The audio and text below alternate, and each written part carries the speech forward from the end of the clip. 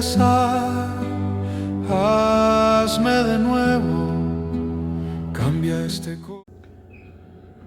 Hay veces en donde creo que de manera necesaria cada uno de nosotros, cuando nos enfrentamos a las Escrituras, es en ese diálogo personal con nuestro Dios, es en esa búsqueda íntima, es en ese poner nuestra cabeza sobre el pecho de nuestro Señor, que a medida que vamos avanzando y vamos construyendo, nos encontramos con algunas cuestiones que al principio pueden llegar a ser incómodas, en el sentido de que uno no las entiende o les rechina, les resulta demasiado ostentoso, demasiado fuerte. ¿A qué me refiero? Por ejemplo, una de mis primeros shock, en el sentido de cuando leía la Biblia y me encontré con expresiones como, viniendo de Jesús, ¿no?, diciendo, y ustedes harán cosas aún mayores a las que yo he hecho. Francamente me volaron la tapa de los sesos, porque yo no podía entender, no podía lograr comprender la medida de la potencia de lo que Jesús estaba diciendo.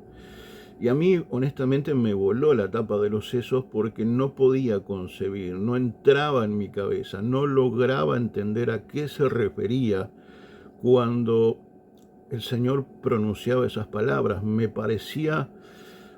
parecía un exceso, me parecía una vara demasiado alta. Pero por otro lado, y es allí donde estaba el conflicto, que el Señor no puede mentir. El Señor no miente, el Señor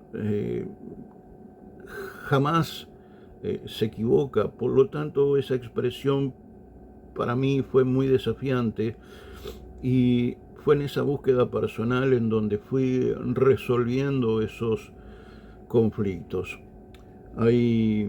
Insisto, hay relaciones con el Espíritu de Dios, con las Escrituras, que cuando uno va abogando mar adentro se va encontrando con cosas que nos desafían intelectualmente, mentalmente, moralmente, emocionalmente, y creo que cuando uno de manera sana se mete con el Señor y logra encontrar respuestas, uno crece como hijo, uno crece como padre, uno crece como persona, uno crece en términos generales como líder, uno crece porque es en esa interacción maravillosa donde uno va descubriendo cosas que ojo no vio, ni oído yo, ni ha subido a corazón de hombre. Son esas cosas que van formando, cincelando nuestro carácter, nuestra identidad y fundamentalmente nuestra condición de hijos.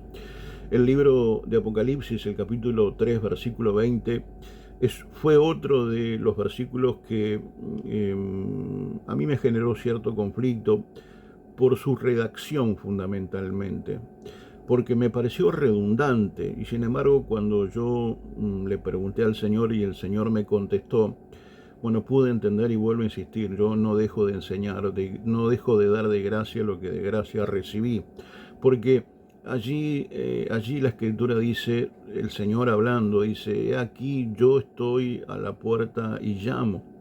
Si alguno oye mi voz y abre la puerta, entraré a él y cenaré con él y él conmigo. Lo primero que a mí me chocó, me pareció redundante, es el hecho de la última parte, cuando dice yo cenaré con él y él cenará conmigo. Vuelvo a insistir, a mí me pareció una redundancia, porque de hecho si yo voy a cenar con él, sobreentiende que él va a cenar conmigo y viceversa.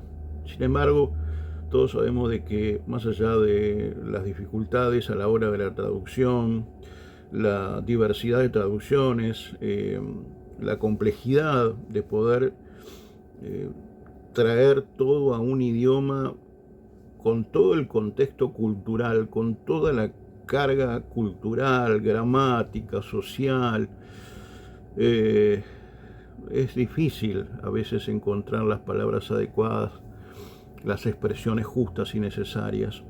Pero yo siempre parto de una premisa, y es que la Biblia, así sea un punto y una coma, es inspirado por Dios. Yo parto de ese absoluto, yo no tengo relativos.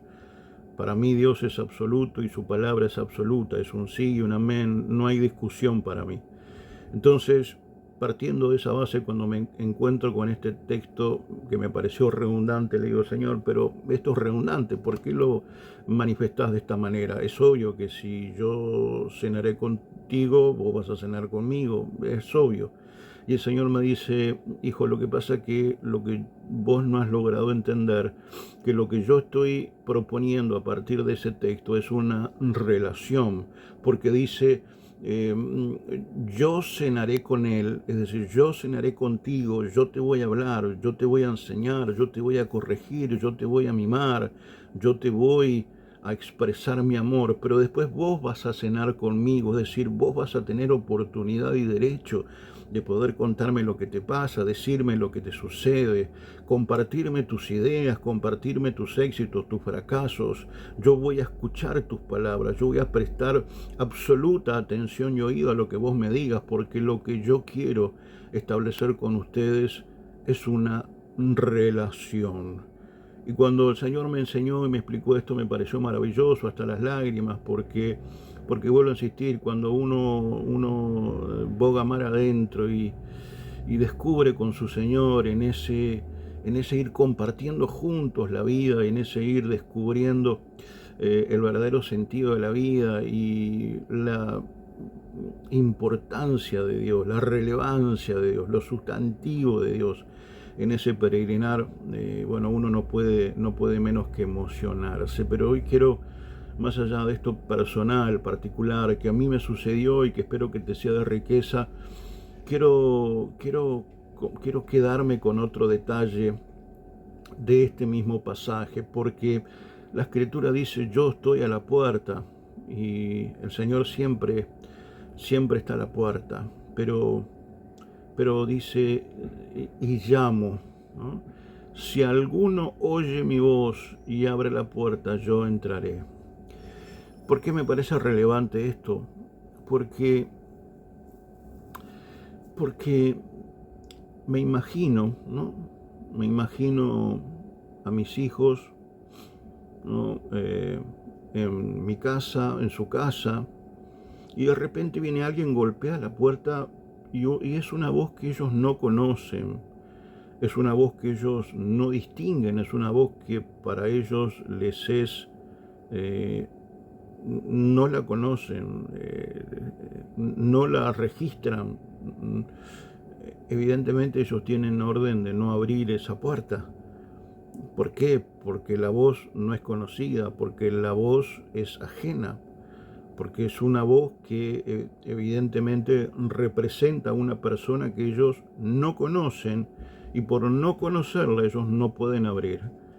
Ahora yo quiero que podamos entender el siguiente razonamiento.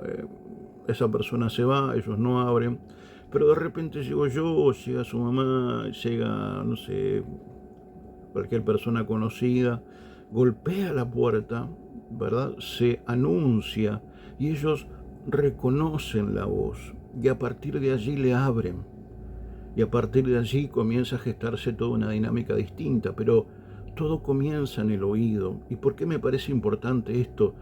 Porque yo creo que la iglesia ha perdido la capacidad de escuchar la voz de Dios, no sabe cuál es el tono de voz de su Señor, no entiende el timbre de voz de su Rey.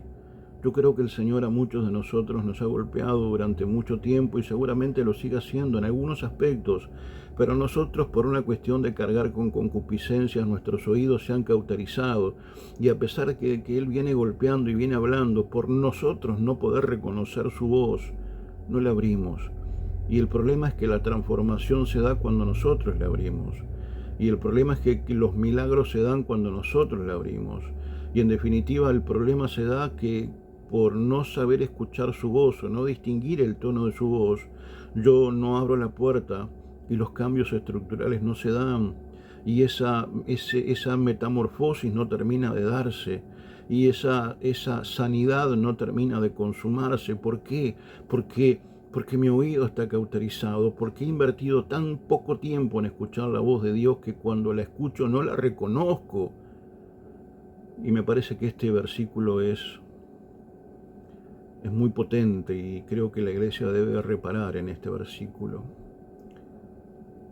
porque al menos a mí me parece de que nosotros hemos perdido la capacidad de escuchar la voz de Dios y seguimos proyectando y seguimos haciendo y seguimos proponiendo.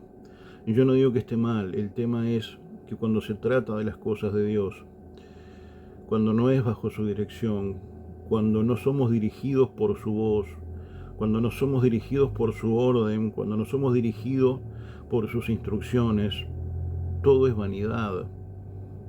Tiene un éxito relativo, un éxito temporal. Sin embargo, cuando yo lo escucho a Él, los resultados son eternos. Por eso yo quiero animarte a que puedas pasar tiempo con tu Señor, escuchar su voz, reconocerla, para que en cualquier etapa de tu vida, cuando golpeen y escuches, puedas reconocer la voz de tu Señor para poder resolver tal vez ese conflicto circunstancial, ese escenario adverso temporal, pero que puedas tener la respuesta que necesitas para dar solución definitiva a esa problemática que le necesita. El Señor es nuestra respuesta, es nuestra solución. Él es el todo en el corazón del hombre. Por lo tanto, te animo a poder poner tu cabeza sobre el pecho de tu Señor y poder escuchar su voz para de esa manera poder tener una transformación que comience por vos, pero que termine por todos aquellos que te rodeen. Bendigo tu vida.